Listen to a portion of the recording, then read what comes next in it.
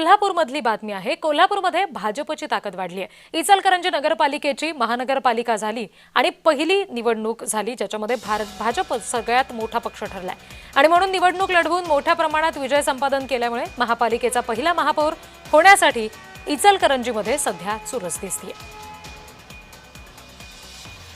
प्रतिनिधी अमर पाटील सध्या आपल्याशी जोडले गेलेले आहेत। अमर, महापौर पदासाठीची ही जी चुरस आहे, कुठली नावं नेमकी चर्चेत आहेत, त्याच्यात कुठली नावं आघाडीवर आहेत?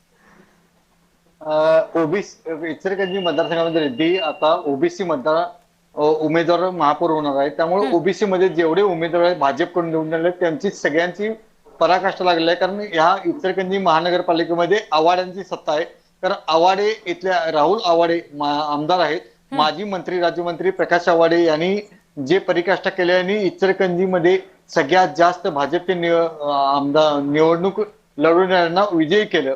त्याचबरोबर कोल्हापूर जिल्ह्यातील कोल्हापूर शहरामध्ये महापालिकेमध्ये भाजपची सत्ता आली। त्याच प्रकारे इचलकरंजी महापालिकेमध्ये आता कोणाला महापौर करतात ह्याकडे पाहणं लक्षात आहे।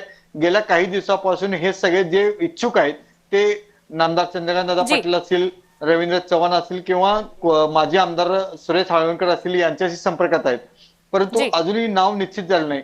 एकच नाव त्यांच्या चिंधी निश्चित झालं होतं, ते पण गट नेत्याचे चोपडे म्हणून। त्यांच्यामुळे आज इचलकरंजीमध्ये कोणाला महापौर करता हे पाहणं आता औत्सुक्याचं आहे। गेल्या काही दिवसापासून इचलकरंजीमध्ये कोण महापौर होतं आणि पहिला महापालिकेतला महापौर होणं यासाठी प्रत्येकानं आपली पराकाष्ठा आणि ती चुरस सुद्धा निश्चित असेल। त्याच्यामुळे नेमकी कुणाच्या गळ्यात ही महापौर पदाची माळ पडते हे पाहणं औत्सुक्याचं असेल। कोल्हापूरमधून आपल्यासोबत अमर जोडले गेले होते, त्याचबरोबर नागपूरमधून तेजस सोबत होते, पुण्यातून रोहन आपल्यासोबत होते, ठाण्यामधून कुणाल आपल्यासोबत जोडले गेले होते, नाशिकमधून किरण जोडले गेले होते, नवी मुंबईमधून कविता आणि मुंबईमधून ज्योत्स्ना आपल्याशी जोडल्या गेलेल्या होत्या। ठिकठिकाणी घडलेल्या महत्त्वाच्या बातम्यांचे तपशील तुम्ही सगळ्यांनी आम्हाला दिलेत, यासाठी धन्यवाद।